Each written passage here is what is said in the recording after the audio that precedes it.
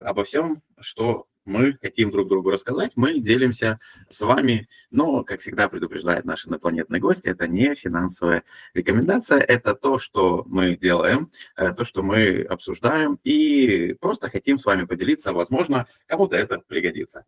Эксперименту исполняется 57 дней. Еще раз хочется напомнить, 17 апреля мы стартанули 2025 года. Ведем каждый день, кроме воскресенья. В воскресенье отдыхаем, в субботу анализируем рынок, но по желанию торгуем, не торгуем. Я пытаюсь торговать каждый день. В основном торгую Link. Наш дорогой любимый робот торгует различные более волатильные монеты, такие как Magic, Sushi и так далее. И хочется сразу перейти TradingView. Кстати, если вам что-то непонятно, пишите нам в комментарии, мы с удовольствием ответим на ваши вопросы. Вот эту сделку я начал в понедельник, да, зашел вот здесь, поставил, что рынок пойдет вниз, а он, к сожалению, с этой вот точки начал идти ускоренными темпами вверх. Затем я усреднялся, я входил, наверное, еще даже ниже, по 13 190, 13.19, потом я усреднялся, у меня была точка входа 14.50, если вам непонятно, как усредняться, тоже напишите. И вот только сегодня я смог выйти с небольшой прибылью, которая составила $1.13 USDT, 2% 84. Наш дорогой любимый робот сказал, что желательно выйти по 14.1, так у меня все стояло, но потом вот здесь вот я начал беспокоиться, что рынок отскочит и пойдет наверх, поэтому я прикрылся. И уже за сегодня на вот этом вот отскоке торганул 5 сделок в лонг, и получилось 1.60, что составило 15,8%. Все сделки, все пошло по плану и пришло в тот имбаланс, о котором я говорил. Это значит, что не так уж у нас все плохо с анализом, да, но с дисциплиной, с выдержкой, с психологией, конечно, еще нужно работать. И я тому не исключение, и, наверное, даже те трейдеры, у которых многолетний опыт, они, конечно, держат себя в руках, но все равно те же низменные чувства, потому что все мы люди, ну, несмотря на то, что я робот, а мой оппонент инопланетянин, все равно мы где-то глубоко внутри все равно имеем что-то человеческое. Но мы сейчас не об этом, я познакомлю вас с тем, как я торговал Magic, а потом продолжим уже с обзором биткоина и то, что происходит вообще на рынке. В нашей прошлой встрече я говорил о том, что когда мы покинем определенную зону накопления, да, и увидим подтверждение в виде вот такого вот крючка, выход был из вот этой вот базы вниз с подтверждением, что мы выходим, и где-то вот здесь вот я уже не сомневался и вошел в сделку.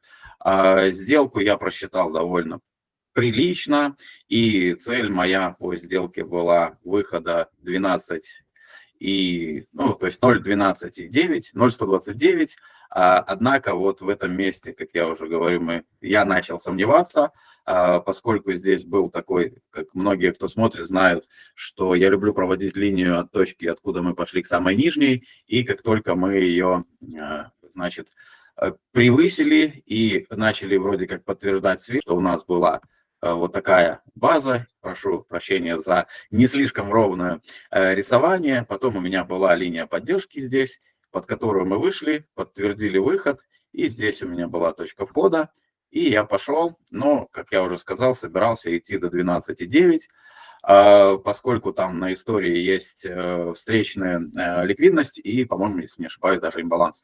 Однако, как я уже сказал, повторюсь, вот здесь я начал сомневаться и зафиксировал 50% прибыли.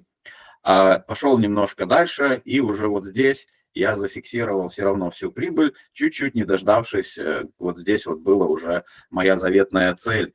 Ну, а что можно сказать сейчас, что происходит? Мы сейчас, у меня уже отмечена база, которую рисует сейчас Magic, вот такая база, да, где есть диапазон одной цены и другой цены, и она ходит туда-сюда практически идеально ровную, создавая такую прямоугольную структуру. Обычно такая прямоугольная структура расторговывается либо по тренду, либо здесь появляются признаки разворота, когда мы не сможем пробить вот эту нижнюю, в данном случае, поддержку.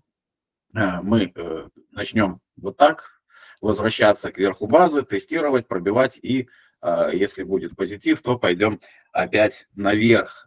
Хотелось бы, я сейчас, ну, скажем так, как нас учили, да, когда у нас есть нисходящий тренд, у нас появляется первая точка, вторая точка, третья точка, и от четвертой точки можно заходить по тренду. Да, вот здесь у меня была точка входа, и я сейчас вот в этом месте буду раздумывать, выходить мне из сделки, либо же опять фиксировать 50% и ждать дальнейшего развития событий, вот такого выхода ниже, и тогда, возможно, можно будет подумать вернуть эти средства обратно в сделку. Вот такая история у меня по Magic, поэтому она пока не закончена. Возможно, пока мы будем делать обзор, она и завершится. Там получилось 2 раза по 35, а могло получиться 100. Стабильно я получаю практически ту дневную прибыль, да, которую я, собственно, хочу получать в нашем эксперименте. И потом, немного позже, друзья, вы узнаете, как будут дальше развиваться наши события, когда мы увеличим наши депозиты ну, в 100%. Это уже... Если дела будут развиваться таким образом, как идут сейчас, то уже в скором времени вы увидите, каким дальнейшим действиям мы перейдем. А я перехожу к биткоину. Биткоин, у нас было 2 пути, как я говорил, кто смотрит наши обзоры постоянно, те знают этот сценарий. И я сейчас переключу на 4 часа. Здесь у меня вот такая вот зеленая была линия, ну, в данном случае поддержки. Она сейчас пыталась быть пробита с закреплением, но покупатели победили на определенном этапе, да, и цена отскочила обратно до 108. Но у нас здесь вот довольно сильный уровень. Как многие знают, что я люблю рисовать его так, но это будет 4-часовой уровень, и, возможно, там, если ориентироваться на 4 часа, мы пытаемся закрепиться, и тогда наш вот этот сетап можно будет перенести вот так. Ну, или же, если мы закрепимся выше, то этот перенесем сюда. На старшем таймфрейме, да, мы, как я уже говорил на прошлом нашем видео, мы забрали внизу имбаланс. Я верну уровень смены тренда на дневной. Вот сюда его поставлю, буду считать, что это более правильный уровень, более сильный, на мой взгляд, и буду на него ориентироваться. Можете для себя отметить, что это уровень 105-550. Кому интересно, можете написать, кто считает по-другому. Мне будет тоже интересно, как считаете вы. Значит, и мы забрали вот этот вот имбаланс от него, четко оттолкнулись, выросли вверх, но что-то помешало нам расти, хотя такое обилие положительных новостей так вопреки влияет на рынок. Но кто помнит наш обзор, я говорил вот про этот гвоздик, говорил, что когда вот 3 таких свечи образуются, это разворотная формация, и, если не ошибаюсь, это было во вчерашнем нашем видео. Ну и доминация биткоина, я всегда говорю, что начала снижаться, но вот сегодня почему-то начала опять расти, связано с тем притоком в ETF, но хотя сейчас идут на перегонки, кто больше заинвестирует ETF на эфире или же ETF на биткоин. И нас сейчас, ну, на мой взгляд, кроме как геополитической, да, обстановки, негативных новостей, ничего вроде, на мой взгляд, и не мешало бы рынку расти, потому что и принятие институциалами стабилькоинов, да, и развитие инфраструктуры, и принятие различными странами резервов в биткоине, столько новостей положительных и позитивных, и слияние платежных систем с цифровыми активами, то есть все вроде говорит за то, что криптовалютный рынок должен расти, но, похоже, не хватает какого-то последнего щелчка для финального роста в этом цикле. Ну и, как я уже сказал, что доминация пока не падает, значит, альткоинам еще стартовать рано, ну а волатильность по-прежнему у нас пока замерла и не хочет никак себя проявлять, а это значит, что в любой момент нас ждет что-то либо очень позитивное, и мы очень резко начнем там борьбу продавцов и покупателей, и должны будут покупать, или же мы, хотя на данном этапе по новостям похоже, что биткоин наоборот выводит из биржи, и если кто-то захочет купить, то, ну, скажем так, будет дефицит предложения, что вызовет рост цены. Но пока мы видим, пока мы разговариваем, да, биткоин падает. На вчерашнем эфире вот такую свечу, и она практически совпала с тем, что график нарисовал нам сегодня. Всегда очень было информативно, полезно. Ну и посмотрим на то, что отработает рынок за эту ночь и за завтра. И встретимся уже завтра.